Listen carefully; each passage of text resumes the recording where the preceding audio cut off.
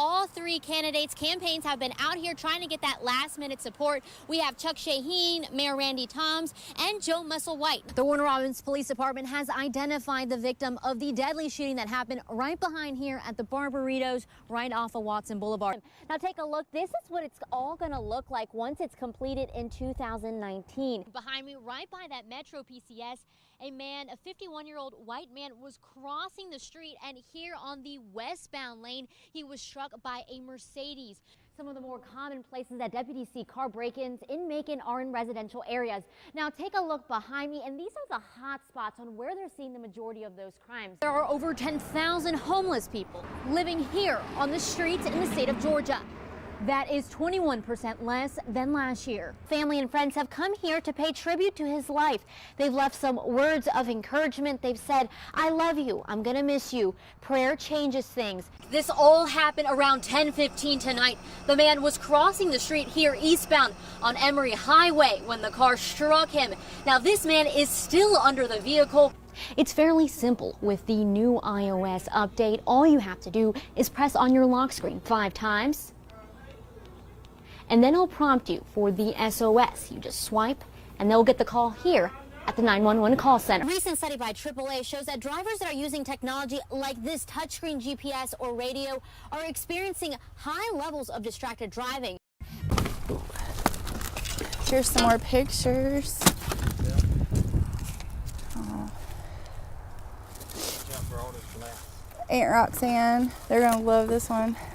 Jessica Jones is scavenging for what's left of her grandfather's home in Piney Woods Estates after it was struck by the tornado.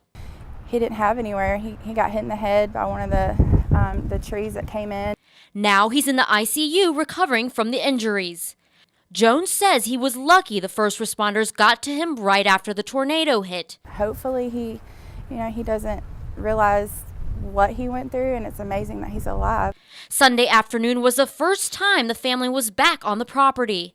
The priority is to find old photos and her granddad's medication. Just knowing that we can have something to memorize from this area, because I don't think he's going to make it back to this location. For the past week, Jones has been helping the community get back on its feet. All I've done was just cry every time I walk into a donation center and ride around and see the people who are donating their time and their, what they can to come in and just help these people because they have nothing left. According to Dougherty County EMA, there are over 500 damaged homes, and 50% of its population is affected by the tornado. FEMA is now in the area lending a hand to the victims. Priority number 1 is helping people whose lives have been turned upside down by these storms. Storm victims can apply for grants to rebuild their homes through FEMA. FEMA is now just part of the team to try to provide people with a hand up to help get them back on their feet. But it's going to take the whole community to respond to this, and they are. In Albany. See, here's another inhaler that hasn't been opened. Jennifer Munoz, WGXA News.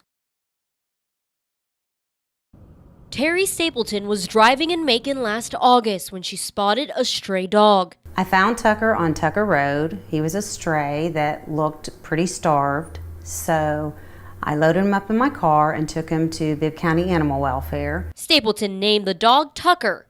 She says she wanted to make sure he was put in good hands. You don't know what you're going to be up against. You don't know if they're heartworm positive. You don't know if they have any injuries. They could be anemic. You have no idea what's going on with this dog when you pull him off the street. Tucker's health was her priority, so Stapleton reached out for help when looking for an animal rescue. And that's when she got into a sticky situation. She got a call from the animal rescue where Tucker went, saying that they never got the money that Stapleton raised and had given to someone for the dog. Bibb County Sheriff's Office is currently investigating the case. This isn't fair to the dogs. And these rescues are working so hard to do good for these animals, and you're going to let somebody like this run around and take money from them.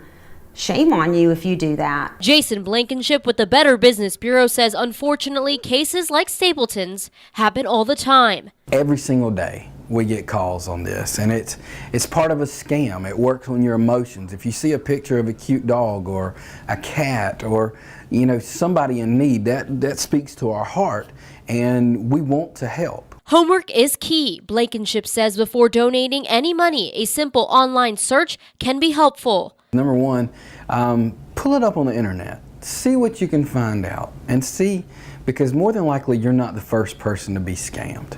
So there's going to be somebody else out there talking about it. A legitimate business and nonprofits will always be registered through the Secretary of State. Blankenship recommends you donate items or money directly to the vet or the rescue taking care of the animal. Sableton says she has learned a hard lesson, and next time she's going to do things differently. You just need to be aware of who you're dealing with, you know. Don't be so quick to trust people. You know, if you're not in it for the animals, then please don't even get in it.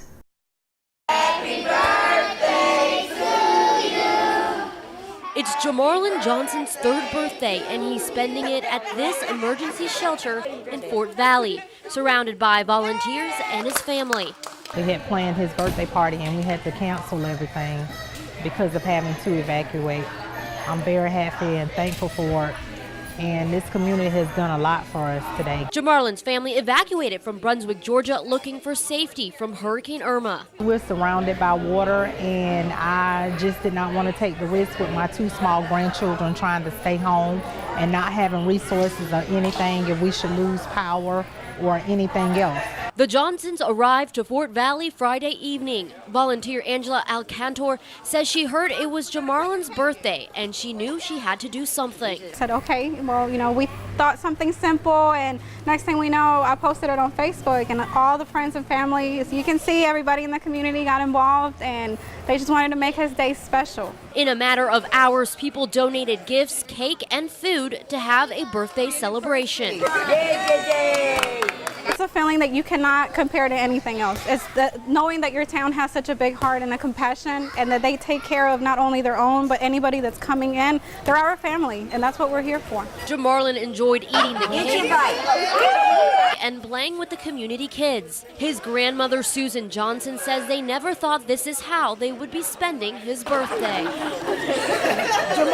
And you never know how God will work things in your life, you know, and I'm just thankful.